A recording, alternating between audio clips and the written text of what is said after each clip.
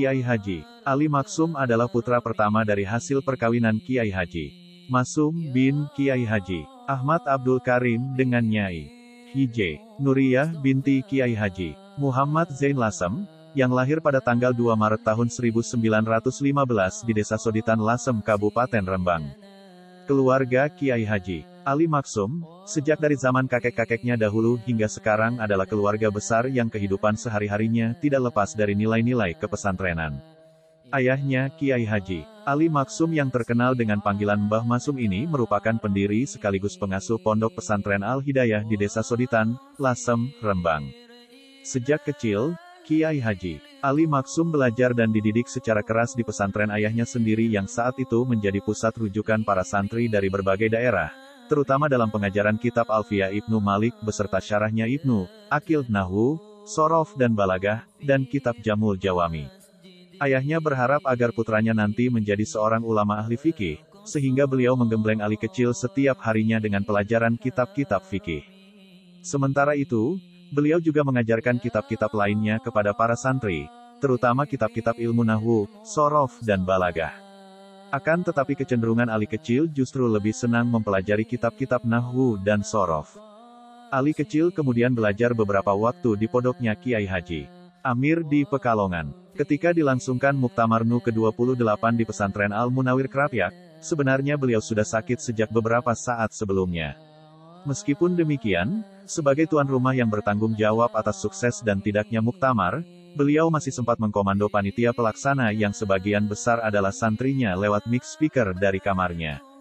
Ketika Presiden Soeharto dan beberapa menteri serta para kiai peserta muktamar menjenguknya, Kiai Ali juga masih sempat menerima mereka dengan berbaring di kamarnya. Walhasil, muktamar dapat berjalan dengan sukses, dengan mengantarkan kembali Kiai Haji Ahmad Siddiq sebagai Rois Am dan Kiai Haji Abdurrahman Wahid sebagai Ketua Umum PBNU untuk periode yang kedua kalinya. Seminggu setelah muktamar, Kiai Haji Ali Maksum jatuh sakit dan dirawat di RS Dr. Sarjito selama seminggu, kemudian wafat ketika azan maghrib berkumandang pada pukul 17.55 waktu Indonesia Barat di hari Kamis malam Jumat, tanggal 7 Desember, 15 Jumadil Awal 1989 dalam usia 74 tahun. Jenazahnya dilepas dari Masjid Pesantren Krapyak setelah salat Jumat dan dikebumikan berdampingan dengan makam Kiai Haji M. Munawir di Dusun Senggotan, Dongkelan, Tirtonir Molo Kasihan, Bantul, Yogyakarta. Beliau wafat dengan meninggalkan seorang istri, Nyai Hije Hashimah Munawir dan 8 orang putra-putri. Adib, wafat masih kecil Kiai Haji Atabik Ali, Hajirjis Ali, Nyai Hije Siti Hanifah Ali, Nyai Hije Durroh Nafisa Ali, Nafiyah wafat masih kecil. M. Rifki Ali setelah Ali memasuki usia remaja, usia 12 tahun Kiai Masum berpikir untuk menitipkan pendidikan anaknya itu kepada kiai lain yang terbilang masih temannya, yakni Kiai Haji Dimyati yang memimpin pesantren Tremas Pacitan, tahun 1894 sampai tahun 1934. Pada saat itu, pesantren Tremas yang terletak di pelosok Pacitan dan hanya dapat dicapai dengan jalan kaki dengan cukup jauh ini merupakan pesantren yang cukup populer, terkenal dan berwibawa. Kepopuleran tersebut disebabkan oleh 3 hal. Pertama, pesantren Tremas secara tegas menolak dan menentang penjajah Belanda, serta berusaha menghindar dari pengaruh budayanya. Kedua, sebagian besar ahli bait keluarga pesantren Tremas tergolong sangat alim, sehingga keberadaan Tremas saat itu sebagai gudangnya ilmu agama sangat diperhitungkan. Bukti kealiman mereka terukir dalam sejarah, dengan munculnya nama Syekh Mahfuz et-Tarmasi, wafat di Makkah, 1918 M, di dunia Islam yang menjadi ulama besar berkaliber internasional di Tanah Haram, penulis produktif dan guru besar di bidang hadits Sahih Bukhari, serta diberi hak untuk mengajar di Masjidil Haram. Ketiga, kegiatan ilmiah di Tremas sangat intensif, karena mendapatkan dorongan sepenuhnya dari kiai dan keluarganya. Bahkan kebebasan ilmiah yang dikembangkan pesantren Tremas berakibat pada munculnya madrasah kontroversial di dalam pondok pada tahun 1928 yang didirikan seorang santri senior bernama Said Hasan Ba'bud, dengan tenaga pengajar yang kesemuanya berasal dari luar pesantren. Kitab-kitab yang diajarkan di pesantren Tremas sangat bervariasi seperti Fathul Muin, Tafsir Jalalain, Minhajul Qawim, Al-Asbah wan Nazair, Sahih Bukhari dan Muslim, Alfiyah Ibnu Malik, Del. Mubahasah, pembahasan kitab berjalan setiap malam. Di samping itu didukung oleh kebijakan kiai yang memberi kesempatan kepada para santri senior yang mampu untuk mengajari santri adik kelasnya. Kondisi seperti itu lalu menumbuhkan semangat para santri untuk berkompetisi di bidang keilmuan. Dengan kondisi pesantren Tremas yang sangat mendukung pengembangan keilmuan tersebut, maka pada tahun 1927 Ali Maksum dikirim ke pesantren Tremas Pacitan untuk memperdalam ilmu-ilmu agama. Oleh Kiai Haji Dimyati, Ali Maksum secara istimewa diminta untuk tidak tinggal di kamar-kamar santri pada umumnya, akan tetapi tinggal di komplek dalam, yakni komplek keluarga Kiai Haji Dimyati, satu kamar dengan Gus Muhammad, putra Syekh Mahfuz Tarmasi. Keistimewaan ini barangkali merupakan rasa hormat Kiai Haji Dimyati kepada Ali Maksum, karena di kalangan para kiai ada semacam tradisi saling menitipkan pendidikan putranya kepada kiai lain. Sementara itu, Kiai Haji Dimyati sendiri menitipkan putranya yang bernama Gus Hamid Dimyati dan Habib Dimyati, kepada Kiai Haji Maksum di pesantren Al-Hidayah Lasem. Ali Maksum, yang di kalangan para santri, teman-teman dan keluarga pesantren lebih dikenal dengan panggilan Wak Ali ini, nampak paling menonjol di antara para santri yang lain dan sudah menampakkan bakat-bakat keulamaannya. Hal ini bukan disebabkan oleh kebesaran nama ayahnya, akan tetapi disebabkan oleh kejeniusan otaknya, ketekunan belajarnya, kedalaman ilmunya, keluasan wawasannya, penguasaannya terhadap kitab-kitab kuning, kreatif, inovatif, kekuatan pribadinya, jiwa kepemimpinannya, dan hal-hal lainnya. Menurut sebuah cerita, sebagaimana yang dituturkan oleh Kiai Haji Dimyati, bahwa Ali Maksum setiap harinya tidak lepas dari kitab-kitab besar. Semangat belajarnya hebat melampaui usianya yang sangat muda dan melintasi batas-batas yang ditetapkan pesantren. Ali Maksum sering tidak tidur sampai larut malam, sehingga tidak aneh jika kamarnya terlihat tidak rapi, karena di sana-sini banyak kitab-kitabnya berserakan dalam keadaan terbuka.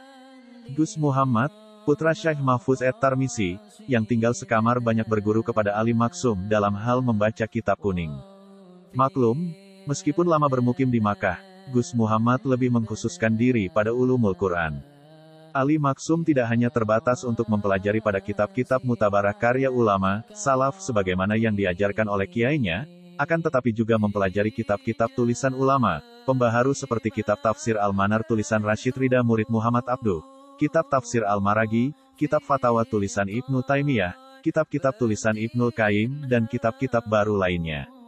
Padahal kitab-kitab tersebut menjadi larangan para kiai di beberapa pesantren tradisional untuk dibaca dan dipelajari para santrinya. Kitab-kitab para pembaharu tersebut diperoleh Ali Maksum dari kiriman kawan-kawan di Tanah Haram, santri ayahnya dan keluarga Tremas yang pulang dari pergi haji. Kiai Haji Dimyati selaku pengasuh pesantren sebenarnya mengetahui hal itu, apalagi Ali Maksum tinggal di dalam komplek dalam, akan tetapi beliau sengaja mendiamkannya, karena Ali Maksum di Padang memiliki dasar-dasar tradisi pesantren yang kuat. Bahkan untuk memperluas wawasan dengan kitab-kitab tersebut bagi Ali Maksum sangat diperlukan sebagai mukabalah perbandingan. Barangkali karena latar belakang referensinya yang luas inilah yang menjadikan Ali Maksum sebagai seorang ulama yang berwawasan luas, dalam, dan berpandangan lebih moderat bila dibanding dengan para kiai alumni pesantren lainnya. Ali Maksum sangat gemar mempelajari ilmu tafsir Al-Quran, yang nantinya mengantarkan dirinya menjadi seorang ulama ahli tafsir yang terkemuka di Indonesia. Demikian pula dalam ilmu bahasa Arab, Ali Maksum sangat menguasai kitab-kitab nahwu tingkat tinggi seperti kitab Dahlan, Ashimuni, Alfiyah Ibnu Malik dan syawahidnya, sehingga di kemudian hari mengantarkannya menjadi seorang pakar ahli bahasa Arab yang terkenal. Julukan, Munjid Berjalan, untuk Ali Maksum menunjukkan penguasaannya di bidang bahasa Arab beserta cabang-cabangnya. Atas kegemaran, ketekunan dan keahlian inilah yang mengantarkan Ali Maksum berhasil menciptakan metode baru dalam pembelajaran ilmu sorof yang dinilai cukup praktis dan efektif, yang kemudian diberi judul, Sarful Wadi. Metode ini berbeda dengan metode sorof yang sudah mapan saat itu, misalnya metode tasrif susunan Kiai Muhammad Masum bin Ali dari Jombang dalam bukunya yang berjudul, Al-Amsilah et-Tasrifiyah. Kegemaran lain Ali Maksum di bidang keilmuan adalah menghafal dan mempelajari secara intens syir-syir dan butir-butir kalam hikmah yang sangat berguna kelak ketika menjadi seorang ulama besar, di mana setiap ada kesempatan dalam berpidato, berceramah, mengajar, memberikan pembinaan dan lain-lain, sering keluar dari mulutnya untayan kalam hikmah dan syir-syir tersebut. Selain itu, Ali Maksum sejak muda sudah gemar tirakat, puasa ngerowot dan perilaku nyeleneh lainnya, sebagaimana yang dilakukan oleh sebagian santri di pesantren-pesantren salafiyah pada umumnya. Ali Maksum juga memiliki kegemaran musik. Beliau suka memukul-mukul daun pintu atau apa saja yang ditemui dengan ujung jarinya untuk mengiringi alunan nyanyian, dan bahkan menyukai lagu-lagu berbahasa Inggris yang diiringi musik jazz. Kegemaran ini masih terbawa ketika sudah menjadi seorang kiai yang mengasuh pesantren Krapyak, di mana lagu-lagu jazz tersebut sering diputar dan didengarkan di dalam kamar pribadinya sambil beliau dipijiti para santri. Bahkan terkadang suaranya sampai keluar melalui mic speaker sehingga para santri ikut menikmati lagu-lagu tersebut. Dalam bidang olahraga, Ali Maksum sama sekali tidak memiliki kegemaran, kecuali gemar membersihkan lingkungan pondok dari daun-daun kering, mengambil kertas-kertas bekas dan sampah kering lainnya. Mengingat kejeniusannya, ketekunan belajarnya, kedalaman dan keluasan ilmunya, penguasaannya terhadap kitab-kitab kuning, dan bakat keulamaannya, Ali Maksum dipercaya oleh Kiai Haji Dimyati untuk mengajar para santri dalam usia yang sangat muda. Dalam menjalankan tugas mengajar, Ali Maksum sangat menguasai materi kitab yang dibebankan kepadanya, tegas, disiplin, dan simpatik. Oleh karenanya, beliau memperoleh kedudukan yang terhormat di kalangan keluarga pesantren dan santri. Di kalangan para santri, teman-teman dan keluarga pesantren, Wak Ali adalah simbol keteladanan. Beliau bersama-sama dengan Gus Hamid Dimyati, Gus Rahmat Dimyati dan Gus Muhammad bin Syekh Mahfuz Etir masih sangat populer dengan sebutan Empat Serangkai, karena dari merekalah muncul ide-ide segar untuk memajukan dan mengembangkan pesantren Tremas. Di antaranya adalah ide dari Ali Maksumi tentang perlunya menerapkan sistem madrasi dalam sistem pendidikan pesantren Tremas, dengan tenaga pengajar dari dalam pesantren sendiri. Semula ide ini ditolak oleh Kiai Haji Dimyati, karena trauma dengan pendirian madrasah kontroversial oleh Said Hasan Ba'bud. Setelah konsep dari ide tersebut dipandangnya jelas dan mendukung kemajuan pesantren, maka Kiai Haji Dimyati mengizinkan berdirinya madrasah tersebut, dengan Ali Maksum sebagai direkturnya. Kesempatan ini dipergunakan sebaik-baiknya oleh Ali Maksum, yang ketika itu baru berusia 19 tahun, untuk melakukan pembaharuan di bidang metode pengajaran dan kurikulumnya, diantaranya dengan cara memasukkan kitab-kitab baru karya ulama modern ke dalam kurikulumnya, seperti kitab Qiraatur Rasyidah, An-Nahwul Wadi dan lain-lain. Setelah Wak Ali Maksum pulang, boyongan, ke Lasem, kepemimpinan madrasah diserahkan kepada Gus Hamid Dimyati sebagai direktur dan Amukti Ali sebagai wakilnya. Oleh karena itu tidak berlebihan jika Prof. Dr. Kiai Haji Amukti Ali berkomentar, bahwa Ali Maksumlah yang menjadi motor penggerak modernisasi pesantren Tremas, dari hanya menggunakan sistem pesantren ke sistem madrasi. Sepulangnya ke Lasem pada tahun 1935, Kiai Haji Ali Maksum membantu ayahnya mengajar di pesantren Al-Hidayah, terutama dalam disiplin ilmu bahasa Arab dan tafsir Al-Quran yang menjadi kegemaran dan spesialisasinya selama belajar di pesantren Tremas. Selain mengajar, Kiai Haji Ali Maksum juga membenahi sistem pendidikan dan pengajaran pesantren. Semangat pembaharuan mulai beliau tiupkan, dan ternyata mendapatkan dukungan dari berbagai pihak, karena pembaharuan yang diterapkannya sama sekali tidak mengancam keberadaan pesantren berikut segala peranatanya, melainkan justru menguatkannya.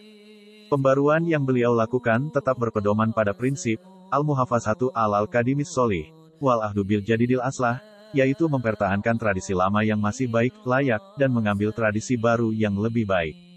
Pada tahun 1938, Kiai Haji Ali Maksum menikahi Rer. Hashimah putri Kiai Haji M. Munawir. Beberapa hari setelah pernikahannya, seseorang bernama Hajunaid dari Kauman Yogyakarta melalui Kiai Haji Maksum menawarkan tiket gratis kepada Kiai Haji Ali Maksum untuk beribadah haji.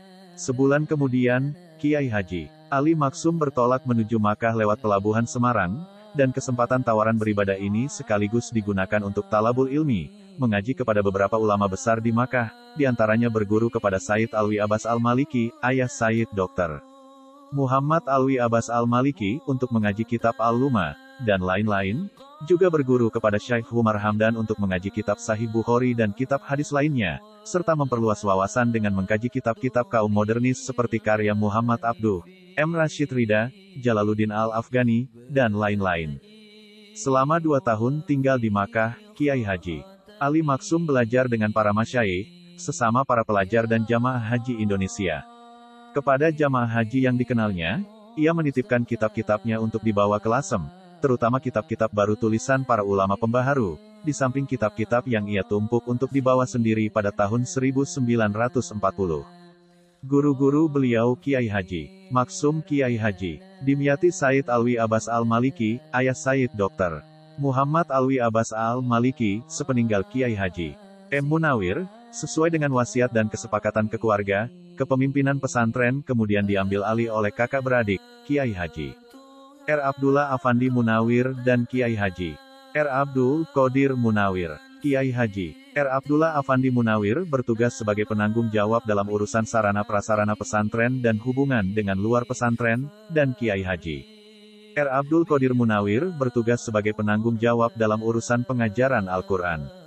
Namun satu persatu santri pulang meninggalkan pesantren, dan belum genap 100 hari wafatnya, jumlah santri tinggal puluhan orang.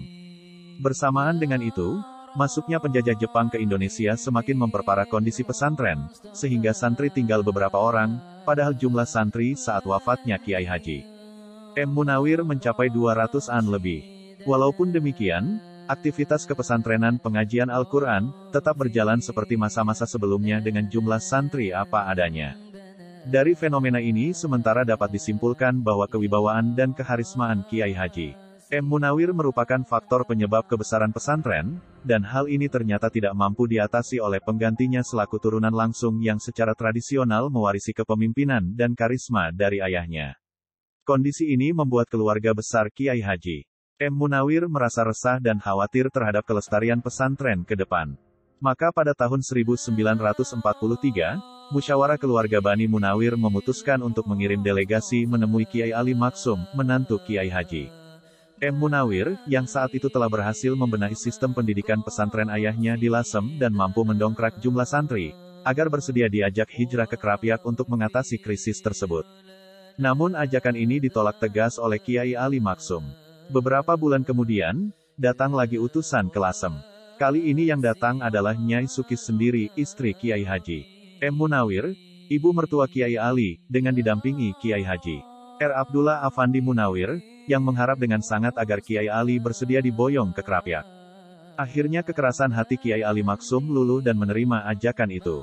Sejak kepindahan Kiai Ali Maksum ke Krapyak ini, 1943, pesantren Al-Munawir dibawa kepemimpinan 3 serangkai, dengan pembagian tugas sebagai berikut. 1. Kiai Haji R. Abdullah Afandi, putra, wafat 1968, dengan tugas sebagai pimpinan umum, menangani urusan sarana prasarana dan hubungan dengan dunia luar pesantren. 2. Kiai Haji R. Abdul Qadir, putra, wafat 1961, dengan tugas sebagai pengasuh tahfiz Al-Quran dan urusan intern pesantren. 3. Kiai Haji Ali Maksum, menantu, sebagai penanggung jawab urusan pengajaran kitab-kitab kuning dan pembenahan sistem pendidikannya.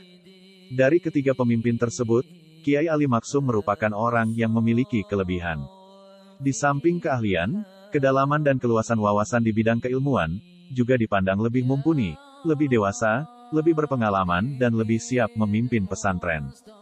Dengan bermodalkan pengalaman dan potensi yang dimiliki selama menjadi santri di pesantren Tremas dan membenahi pesantren ayahnya di Lasem, serta tugas berat amanah yang dibebankan kepadanya tersebut, Kiai Ali mulai mencurahkan segala tenaga dan pikirannya untuk mencari titik-titik lemah yang menjadi sumber kemunduran beserta jalan keluarnya. Kemudian menetapkan beberapa langkah strategis, diantaranya, perlunya kaderisasi ulama, tenaga pengajar inti dari dalam pesantren. Perlunya pengembangan sistem pendidikan pengajaran dan kurikulum pesantren. Selama 2 tahun pertama, antara tahun-tahun 1943 sampai tahun 1944, aktivitas secara intensif difokuskan pada usaha kaderisasi ulama, tenaga pengajar dan pengelola dari lingkungan keluarga pesantren, dengan melibatkan seluruh putra dan menantu Kiai Haji M. Munawir, serta tetangga. Sedangkan aktivitas kepesantrenan, pengajaran Al-Quran, dan penerimaan santri dari luar untuk sementara dibekukan. Peserta yang mengikuti pengkaderan terdiri dari Kiai Haji R. Abdul Qadir Munawir, pengasuh Kiai Haji Zaini Munawir, Kiai Haji Zainal Abidin Munawir, Kiai Haji Ahmad Munawir, Kiai Haji Dalhar Munawir, Kiai Haji Awarson Munawir, Kiai Haji Nawawi Abdul Aziz, menantu Kiai Haji Mufid Masud, menantu Kiai Haji Habib Dimyati, Tremas Hawar dan Junaid, Kauman Yogyakarta, Abdul Hamid, tetangga, Krapyak, dan Kiai Haji Zuhdi Dahlan, tetangga, Jogokaryan.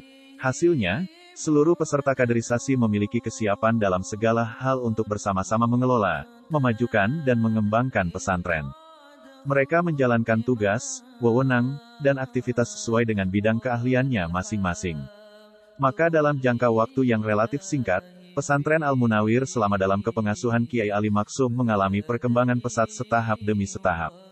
Hal ini ditandai dengan, pertama, berkembangnya sistem pendidikan yang tidak lagi dipusatkan pada pengajaran Al-Quran, akan tetapi juga pada kajian kitab kuning, yang keduanya dapat berjalan secara seimbang, sehingga menjadi aktivitas utama sekaligus menjadi ciri khas pesantren.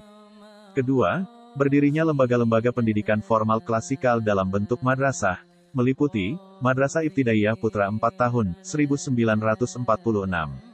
Madrasah Sanawiyah Putra 3 tahun, 1947, dan SMP Eksakta Alam, tahun 1951 sampai tahun 1954. Madrasah Banat, 1951. Madrasah Aliyah Salafiyah Putra 3 tahun, 1955. Madrasatul Hufaz, 1955, TK, 1957. Madrasah Diniyah, 1960. Sanawiyah 6 tahun, tahun 1962 sampai tahun 1986. MTS dan Aliyah 3 tahun, 1987. Ketiga, semakin bervariasi santri takhasus, santri kalong, sekolah di dalam dan di luar pesantren, dan meningkatnya jumlah santri yang tertarik belajar di pesantren Krapyak. Keempat, semakin terkenalnya nama pesantren di tingkat nasional dan dunia internasional, terutama di negara-negara Timur Tengah, apalagi semenjak Kiai Ali menjadi Rois Am, tahun 1981 sampai tahun 1984, dan menjadi tuan rumah Muktamar NU ke-28, 1989, kepopuleran dan peran pesantren Al-Munawir diperhitungkan oleh berbagai pihak. Disebabkan oleh perannya yang begitu besar sebagai motivator, dinamisator, katalisator, inspirator penggagas kaderisasi ulama dalam kepemimpinan pesantren, dan sebagai power bagi komunitas yang dipimpinnya, serta sebagai sumber pengetahuan, maka dari sudut ini, Kiai Ali dapat dipandang sebagai sesepuh Krapyak, sekaligus sebagai pembangun pesantren yang sebelumnya telah dirintis dan didirikan oleh Kiai Haji M. Munawir. Anak-anak, Kiai Haji Atabik Ali, Hajirjis Ali, Nyai Hije Siti Hanifah Ali Nyai Hije Durroh Nafisa Ali M. Rifki Ali, murid-murid, Prof. Dr. Kiai Haji A. Mukti Ali, Guru Besar Fak Usuluddin IAIN Yogyakarta, mantan Menteri Agama RI, Kiai Haji A. Mustafa Bisri, Rembang Kiai Haji M. Kolil Bisri, Rembang Kiai Haji Maksum Ahmad, Tanggulangin Sidoarjo, Pengasuh Pesantren dan Mubalik Kiai Haji A. Masduki Mahfud, Malang, mantan Rois Syuriah PWNU Jatim, Kiai Haji Abdul Aziz Masyuri, Jombang, Pengasuh Pesantren, Kiai Haji A. Asrori Usman Al-Isyaki, PP Al-Fitro SB, Mursyid Thorikat Qadiriyah Naqsyabandiyah, Kiai Haji Abdurrahman Ar-Roisi, Jakarta, penulis dan mubalik Kiai Haji Masdar Farid Masuti Drs, Haslamet Effendi Yusuf Prof. Dr. Kiai Haji Said Agil Siroj, Ma Kiai Haji Drs. Muhad Hasbullah SH Kiai Haji Drs. Masyuri AU Prof. Dr. Yudian Wahyudi Kiai Haji Zainal Abidin Muanwir, Pengasuh Pesantren, Kiai Haji Ahmad Warson Munawir, Pengasuh Pesantren, Penulis Kamus Al-Munawir Kiai Haji Drs. Asyari Apta, MPD, I Kiai Haji Munawir AF Kiai Haji Drs. Henry Sutopo Kiai Haji Drs. Asyahri Marzuki, LC Kiai Haji Dr. Malik Madani Maders, H. Asad Said Ali, mantan Wakabin, Waketum PBNU, dan lain-lain. Banyak sifat-sifat kepribadian Kiai Ali yang dapat dijadikan sebagai suri teladan terutama bagi para santri, dan sekaligus mempengaruhi kepemimpinannya di pesantren Al-Munawir, diantaranya adalah istiqomah mengajarkan kitab kuning. Sekalipun kesibukan beliau bertumpuk-tumpuk, seperti sebagai seorang mubaligh, dosen di IAIN dan pengurus NU Rois Am, yang sering keluar kota, beliau jarang sekali meninggalkan pengajian dan sorogan yang menjadi rutinitasnya sehari-hari, kecuali dalam kondisi yang sangat mendesak, terutama di akhir hayatnya yang sering sakit-sakitan. Kiai Ali berpola hidup sederhana, zuhud, tidak terkesan hidup mewah, dan tampil apa adanya. Hal ini ditunjukkan oleh kondisi pakaiannya, tempat tinggal, kendaraan dan makanannya yang sangat sederhana, tidak terkesan mewah, bahkan bisa dikatakan tidak layak untuk ukuran dan statusnya sebagai seorang kiai besar. Keseriusan usahanya dalam pengembangan pesantren seperti pembiayaan pembelian tanah untuk perluasan lokasi pesantren, pengadaan bangunan, fasilitas pesantren dan kegiatan-kegiatan keagamaan, konsumsi majelis taklim, baik dengan dana pribadi maupun dana sumbangan dari berbagai pihak, semua itu menunjukkan sikap kezuhudannya. Bahkan, jauh sebelum wafatnya Kiai Ali sudah mempersiapkan untuk membagi-bagikan seluruh harta kekayaannya tanpa diketahui oleh siapapun dengan cara membuat catatan beberapa lembar kertas yang kemudian disimpan di lemari di antara tumpukan pakaiannya. Isinya, jumlah total berbagai jenis harta benda yang dimiliki tanah, rumah, pakaian, kendaraan, uang, beserta tempat penyimpanannya, 2/3 harta benda tak bergerak dihibahkan untuk pesantren dan sisanya dihibahkan untuk anak-anaknya. Daftar nama orang satu persatu dari kalangan masyarakat tetangga pesantren, para sahabat dan kenalan, sanak kerabat dan putra-putrinya, lengkap dengan angka nominal dan jenis harta yang akan diterimanya, sehingga pada saat wafat, beliau sedikit pun tidak meninggalkan harta warisan. Sungguh, tindakannya ini sesuai sekali dengan isi kandungan syairan salawatan berbahasa Jawa yang beliau gubah dan sering beliau lantunkan di tengah atau akhir memberikan ceramah pengajian, antara sebagai berikut, kulo sowan nang pangeran kulo miji tampo rencang tampo sanak tampo kadang, bondo kulo ketilaran. Yen manungso sampun pejak uwal saking griya sawah najan nangis anak simah nanging kempal boten betah. Senajan berbondo-bondo, morin mung sarung ombo, anak bojo moro tuwok, yen wis nguruk banjur lungo. Yen urip tan kebeneran bondo kang sapirang-pirang, ditinggal dienggo rebutan anak podo keleleran. Yen sowan kang moho agung ojo, susah ojo bingung, janji ridon pangeran, udinen nganggo amalan. Pembawaan Kiai Ali Maksum yang tenang, santun dan mengesankan, wataknya yang arif dan bijaksana, serta sifatnya yang lemah lembut, Grapyak mudah menyapa, mudah bergaul dengan siapa saja yang ditemui. Tutur katanya yang manis, serta raut wajahnya yang selalu ceria dan sumringah dengan hiasan senyuman yang khas, menyebabkan beliau disukai oleh siapa saja. Demikian pula sikap beliau yang tawadu, tidak suka dihormati secara berlebihan apalagi dikultuskan, suka memaafkan kesalahan orang, serta jauh dari sifat pendendam dan dengki, menyebabkan beliau selalu dihormati dan disegani. Pergaulan Kiai Haji Ali dengan para santri. Kiai Ali sangat dekat hubungannya dengan para santri, dan begitu pula sebaliknya. Kiai Ali hampir hafal semua nama santri, tempat tinggalnya di lokasi pesantren, nama orang tuanya dan asal-usul daerahnya.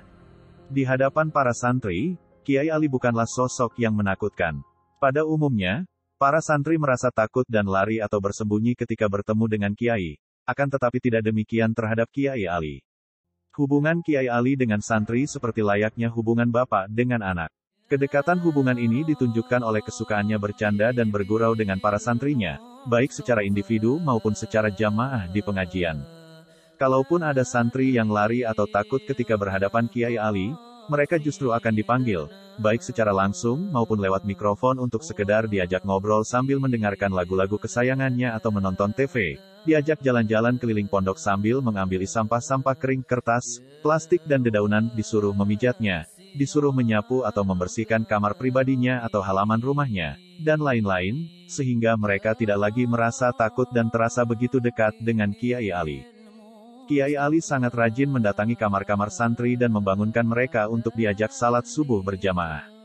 Terhadap santri yang dipandang malas dan bandel berjamaah tarawih setiap datangnya bulan Ramadan, Kiai Ali mengadakan tarawih panggilan di kediamannya dan diimami sendiri.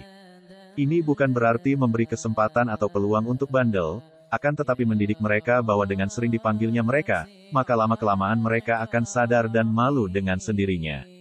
Demikian pula kedekatan Kiai Ali terhadap para alumninya, yang ditunjukkan oleh seringnya beliau menitipkan salam kepada alumni lewat para tamu, wali santri, atau santri yang kebetulan kenal dan dekat tempat tinggalnya dengan alumni tersebut. Bahkan Kiai Ali sering mampir ke rumah alumni di tengah perjalanannya keluar kota. Terutama setiap ada event Hail Kiai Haji Munawir, para alumni selalu dikirimi undangan untuk menghadiri Hail tersebut. Dari sini dapat dikatakan bahwa kedekatan hubungan santri dengan Kiai tetap berlanjut sampai menjadi alumni. Dalam soal ketaatan mutlak santri kepada kiai hingga sampai pada tingkat pengkultusan, adalah tidak sejalan dengan pandangan Kiai Ali. Ketaatan murid terhadap guru sebatas pada hal-hal yang dibenarkan oleh syariat dan dilakukan secara wajar. Kiai Ali sangat peduli terhadap kebersihan lingkungan pondok. Beliau sering berjalan-jalan sambil mengelilingi pondok. Begitu melihat lingkungan yang kotor dengan berbagai jenis sampah, langsung saja memanggil santri yang ada di situ, terutama para santri yang tidak ikut sorogan untuk diperintah mengambil sampah-sampah tersebut dengan tangannya, karena beliau memang sangat titen, ingat, dan teliti, pada santri yang ikut dan yang tidak ikut sorogan. Bahkan terkadang beliau sendiri yang memungutnya. Selain itu, beliau juga sangat peduli dengan kondisi suatu bangunan yang rusak, kumuh, atau yang tidak layak huni. Langsung saja beliau mengerahkan, memimpin, dan mengawasi para santri untuk kerja bakti. Ulama intelek dan tokoh modernisme. Nama Kiai Haji Ali Maksum di kalangan masyarakat tidak asing lagi, karena perannya yang begitu besar di berbagai sektor, sebagai pengasuh pesantren, sebagai ulama intelek, sebagai ilmuwan, sebagai tokoh organisasi Islam, modernisme, dan sebagai pemimpin lainnya. Kiai Ali merupakan tipe seorang kiai yang memiliki semangat otodidak yang tinggi. Bagi Kiai Ali, pameo, belajar sendiri tanpa guru, misalnya mengkaji sendiri kitab yang belum pernah dingajikan, maka gurunya adalah setan, dipandangnya salah kaprah dan tidak berlaku lagi. Pameo itu sebenarnya hanya berlaku khusus pada murid tarikat yang sangat membutuhkan bimbingan spiritual seorang mursyid dalam mendalami ilmu-ilmu hakikat. Sebab, jika ilmu hakikat didalami sendiri tanpa bimbingan guru terkadang justru dapat menyesatkannya. Berbeda kondisinya dengan para santri yang mendalami ilmu-ilmu syariat, bahwa kitab-kitab yang dikaji tersebut justru dipandang sebagai guru yang terbaik. Tidak pernah berbohong, paling sabar dan tidak pernah marah. Artinya, kitab-kitab tersebut berbicara dengan bahasa tulis apa adanya, terbuka untuk dikoreksi dan dikritik.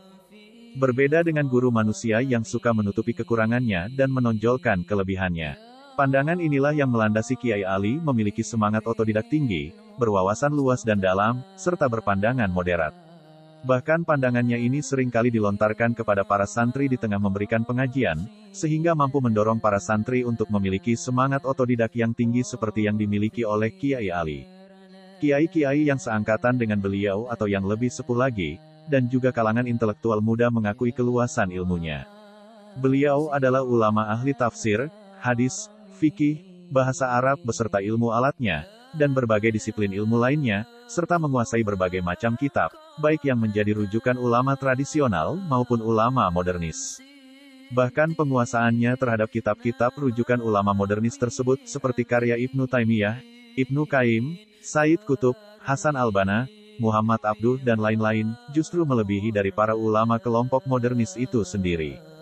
Julukan, Munjid Berjalan, oleh masyarakat untuk Kiai Ali Maksum menunjukkan keluasan bidang keilmuan yang dikuasainya. Di kalangan intelektual muslim dan dunia kampus, Kiai Ali adalah seorang dosen dan guru besar ilmu tafsir di IAIN Sunan Kalijaga Yogyakarta yang benar-benar ahli di bidangnya dan berpandangan luas. Karena keahliannya itu pada tahun 1962, Kiai Ali bersama-sama dengan Prof. Kiai Haji Anwar Musyadat, Prof. Dr. Muhtar Yahya, Prof. Hasbi Asidiki dan lain-lain, ditunjuk oleh Menteri Agama RI sebagai anggota tim lembaga penyelenggara penterjemahan Kitab Suci Al-Quran yang diketuai oleh Prof. R.H. Sunaryo, SH, Rektor IAIN Sunan Kalijaga ketika itu. Meskipun dekat dengan kalangan akademisi dan intelektual, Kiai Haji Ali Maksum tetap istiqomah mengajarkan kitab kuning kepada para santri Krapyak, dan hampir tidak ada waktu jeda untuk memberikan pengajian umum ceramah agama kepada masyarakat, baik di pedesaan, di dalam kota maupun luar kota Yogyakarta. Kiai Ali Maksum dikenal luas sebagai tokoh modernisme, yang menjadi motor penggerak terjadinya perubahan dan pembaharuan di tubuh NU melalui sepak terjang generasi muda NU pasca Muktamar Situbondo. Kiai Ali Maksum memandang perlu agar kaum muda terutama yang memiliki pemikiran progresif dan semangat pembaharuan diberi kesempatan untuk memimpin NU ke depan. Menurut Martin van Bruynesen, sebagaimana yang dikutip oleh Zainal Arifin Toha dalam bukunya Runtuhnya Singgasana Kiai, bahwa salah satu alasan yang mendorong Kiai Ali Maksum menerima jabatan Rois Am sesungguhnya juga didorong oleh rasa ingin melindungi gagasan-gagasan angkatan muda NU, seperti Kiai Haji Ahmad Siddiq, Kiai Haji Sahal Mahfuz, Kiai Haji Abdurrahman Wahid, Kiai Haji A. Mustafa Bisri, Dr. Fahmi Saifuddin, Dr. Muhammad Thohir, Kiai Haji Muhid Muzadi, M. Zamroni, Mahbub Junaidi, Masdar Farid Masuti dan lainnya yang kelak dikenal sebagai para penggagas hitah. Pembelaan terhadap gagasan-gagasan progresif Angkatan Muda NU tidak hanya sampai di forum Muktamar ke-27 Situbondo yang mengantarkan Kiai Haji Ahmad Siddiq dan Abdurrahman Wahid sebagai Rois Am dan Ketua Umum PBNU, juga pada Muktamar ke-28 Krapyak Yogyakarta, 1989, yang juga mengantarkan keduanya untuk dikokohkan kembali sebagai Rois Am dan Ketua Umum PBNU. Sejak tahun 1943 Kiai Ali Maksum pindah ke Krapyak. Yang pertama kali dirasakan Kiai Ali Maksum pada awal kepindahannya ini adalah kuatnya getaran gerakan Muhammadiyah. Maklum kota Yogyakarta adalah kota kelahirannya. Kiai Ali yang di kalangan para Kiai NU dikenal sebagai salah satu tokoh reformis atau modernis NU ini tidak menunjukkan sikap yang konfrontatif. Akan tetapi dengan sikap penuh toleransi, kemudian gerak langkah Muhammadiyah tersebut terus diikuti perkembangannya dengan seksama. Persinggungannya dengan kaum modernis nampak terlihat antara lain dari cara Kiai Ali Maksum mengupas berbagai masalah keagamaan dalam setiap pengajiannya, yang sering diperbandingkan dengan pandangan ulama pembaharu. Jiwa pembaharuan, keluasan ilmunya dan pandangannya yang moderat tidak lepas dari pengalaman masa lalunya di pesantren Tremas yang sangat gemar mengkaji berbagai jenis kitab karangan para ulama salaf dan ulama pembaharu. Ide-idenya yang segar demi kemajuan pesantren mampu mendorong terjadinya pembaharuan sistem pendidikan di Tremas. Tidak berlebihan jika Prof. Dr. Kiai Haji Mukti Ali mengatakan, bahwa Kiai Ali Maksumlah yang menjadi motor penggerak modernisasi pesantren Tremas, dari hanya menggunakan sistem pesantren ke sistem madrasi. Bahkan dalam banyak hal pandangan Kiai Ali Maksum sejalan dengan pandangan kaum pembaharu, diantaranya seperti masalah mencari ilmu yang harus diperoleh melalui belajar inamal, ilmu bitta'alum, dan didukung dengan makanan yang bergizi untuk meningkatkan kecerdasan, bukan dengan mengandalkan semangat pencarian melalui laku spiritual, laduni, wirid, perilaku ngerowot dan lelakon nyeleneh lainnya. Oleh karena itu Kiai Ali hampir tidak pernah mengajak santrinya hidup prihatin atau tirakat dengan menjauhi makanan tidak bergizi, selain ibadah puasa sunnah yang disyariatkan. Latar belakang kehidupan keilmuan Kiai Ali yang dinamis, berwawasan yang sangat luas, dalam dan moderat, dengan dukungan referensi yang multidisipliner, serta memiliki semangat otodidak yang tinggi tersebut, sedikit banyak tentu mempengaruhi pendidikan dan pengajaran yang diberikannya kepada para santri. Tidak mengherankan jika para alumni yang pernah mendapatkan didikan dari Kiai Ali Maksum tidak sedikit yang menjadi tokoh masyarakat, intelektual, dan kiai-kiai pengasuh atau pendiri pesantren yang berwawasan luas, mendalam dan moderat disebabkan referensinya yang sangat luas, serta memiliki semangat otodidak yang tinggi. Kiai Ali Maksum merupakan seorang kiai yang penuh cinta kasih, menebar petua-petua cinta dan keramahan dalam setiap langkah hidupnya. Gus Mus, salah satu murid kinasih Kiai Ali Maksum, memberi kesaksian. Hanya di pesantren Krapyak ini, santri kehabisan uang malah pinjam kiainya. Dulu, di setiap sudut pesantren dipasangi speaker timbal balik. Ketika Pak Ali ngendikan bicara, bisa didengar santri dan begitu pun sebaliknya. Jadi, Pak Ali itu tahu semua pola tingkah santri-santri. Jika ada santri yang malu-malu pinjam sama Pak Ali, santri itu bicara di dekat speaker. Bilang kalau enggak punya uang. Masya Allah, Pak Ali mendengar keluhan santri tersebut langsung meminjaminya. Kalau tidak Pak Ali, tidak mungkin ada, kenang Gus Mus, pada agenda HAIL ke-25 Kiai Haji Ali Maksum di pesantren Krapyak Yogyakarta, tanggal 10 Maret tahun 2014. Keramahan, kedermawanan, dan kedekatan sebagai bapak, merupakan pesan cinta sang Kiai, agar pesantren menghasilkan santri-santri yang mempelajari ilmu pengetahuan dengan hati, mengajar masyarakat dengan keramahan. Gus Mus juga mengisahkan bahwa Kiai Ali Maksum sangat dermawan. Rais Am PBNU tahun 1980 sampai tahun 1984 ini dengan ikhlas menyatakan bahwa barang-barangnya yang diambil santri dihalalkan. Semua barangku yang diambil oleh santri, saya halalkan. Asalkan tidak ketahuan, ungkap Gus Mus meniru Kiai Ali Maksum. Selain itu, kisah Gus Mus, Kiai Ali hafal semua nama santri. Kiai Ali itu hafal semua nama santri. Kalau ada haulnya Kiai Munawir atau acara mantenan, semua santri itu dikasih undangan dan ditandatangani langsung oleh Kiai Ali. Jadi enggak enak kalau ndak datang, terang Gus Mus. Jasa-jasa Kiai Haji Ali Maksum mungkin Kiai Ali memang dikenal menjadi sosok yang bertangan dingin menyelamatkan suatu organisasi dalam masa sulit. Sejak tinggal di kota Jogja, beliau membangun organisasi NU dari bawah. Kekuatan pemuda, pengusaha, mahasiswa, dan sebagainya beliau kumpulkan. Pada masa demokrasi liberal, kala NU keluar dari Masyumi sebelum pemilu 1955, Kiai Ali juga hadir menjadi salah satu tokoh yang berjasa. Meski baru menjadi salah satu kekuatan politik, NU berhasil menempati posisi ketiga dalam pemilu 1955 di bawah PNI dan Masyumi. Kiai Ali juga berperan dalam menjaga persatuan NU saat permulaan Orde Baru.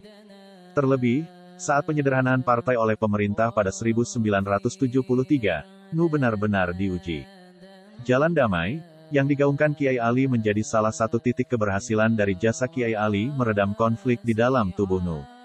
Selain sebagai pengasuh Ponpes Krapyak, Kiai Ali juga menjadi dosen di UIN Sunan Kalijaga, dulu IAIN Suka, dan menjadi anggota penerjemah tim Al-Quran sejak 1962.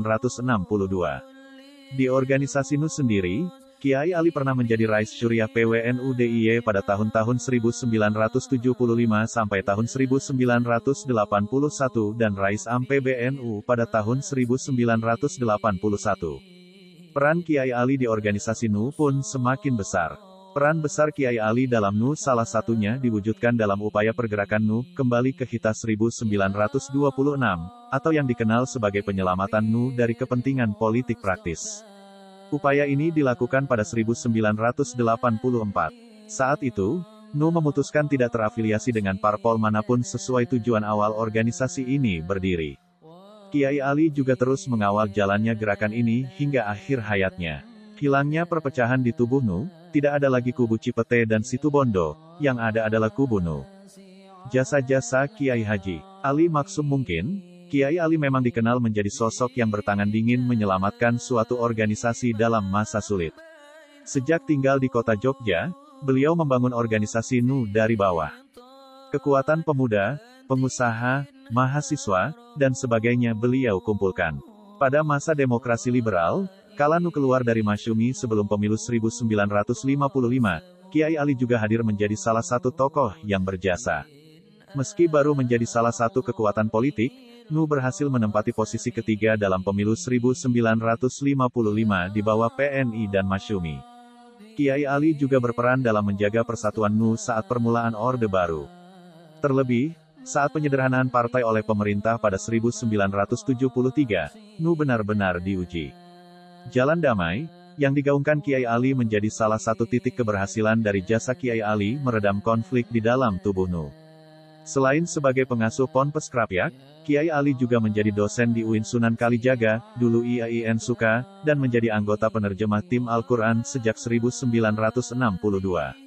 Di organisasi NU sendiri, Kiai Ali pernah menjadi Rais Syuriah PWNU DIY pada tahun-tahun 1975 sampai tahun 1981 dan Rais AM PBNU pada tahun 1981.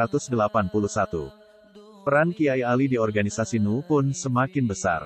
Peran besar Kiai Ali dalam NU salah satunya diwujudkan dalam upaya pergerakan NU kembali ke Hita 1926, atau yang dikenal sebagai penyelamatan NU dari kepentingan politik praktis. Upaya ini dilakukan pada 1984. Saat itu, NU memutuskan tidak terafiliasi dengan parpol manapun sesuai tujuan awal organisasi ini berdiri. Kiai Ali juga terus mengawal jalannya gerakan ini hingga akhir hayatnya. Hilangnya perpecahan di tubuh NU, tidak ada lagi kubu Cipete dan Situbondo, yang ada adalah kubu NU mampu mengerem usaha menjerumuskan NU ke politik praktis yang lebih dalam, menjaga jarak yang sama antara NU dengan partai-partai politik, mengangkat wibawa ulama Syuriah mulai terjadinya generasi dalam NU dengan mendorong dan memasukkan generasi muda NU ke dalam struktur kepengurusan.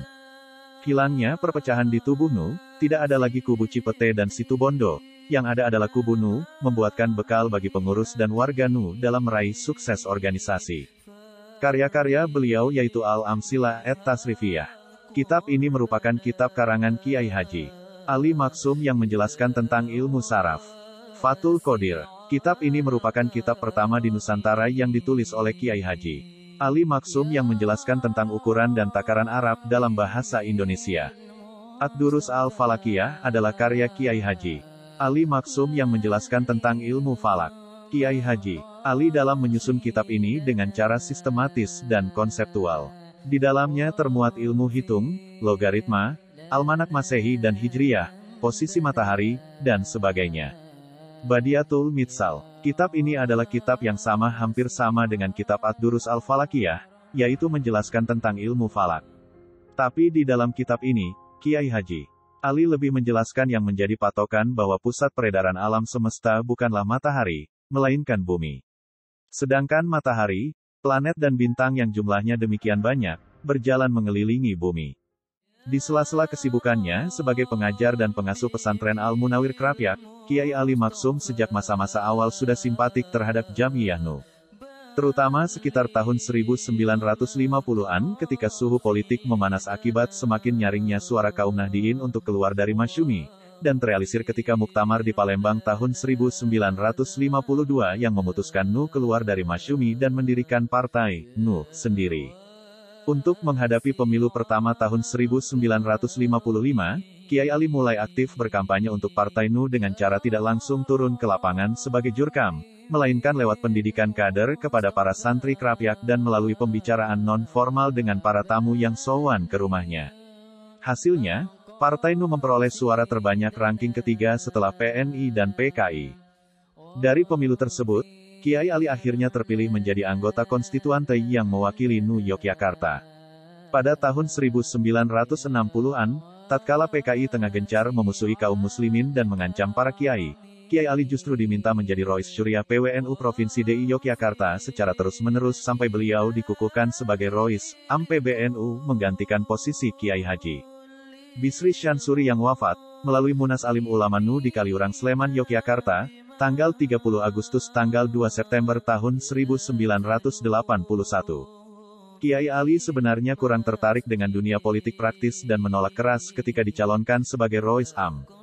Berulang kali Kiai Ali mengatakan, "Demi Allah, jangan dipilih," mengingat dorongan yang sangat kuat dari banyak kiai, terutama pendapat Kiai Haji Ahmad Siddiq di forum Munas yang mengatakan, "Saya tidak melihat seorang pun yang lebih cocok untuk menjadi Rois Am daripada Kiai Haji Ali Maksum," dan ternyata kemudian disetujui oleh forum Munas secara aklamasi. Maka dengan rasa berat Kiai Ali mau menerimanya dengan syarat hanya 1 kali periode kepengurusan sampai diadakannya Muktamar ke-27 tahun 1984.